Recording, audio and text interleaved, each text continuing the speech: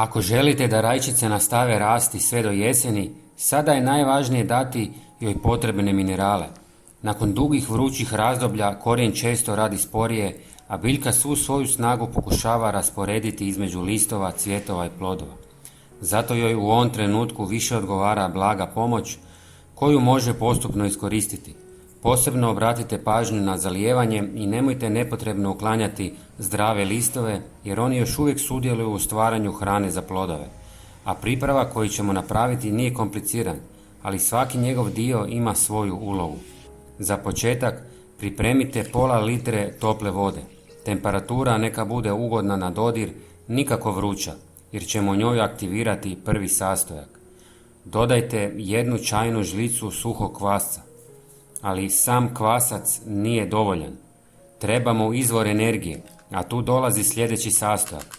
Umiješajte 1 žlicu smeđeg šećera.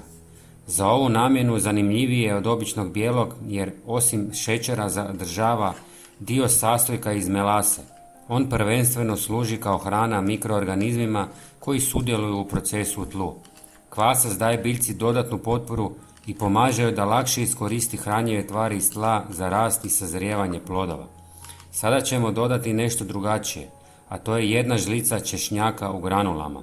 Osim što štiti biljku od gljivica i raznih bolesti, odbija i mnoge štetočine u tlu i oko korijena.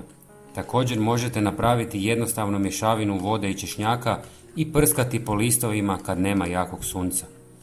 Fali nam još jedan mineral. Ako imate gavez, dodajte 1 žlicu.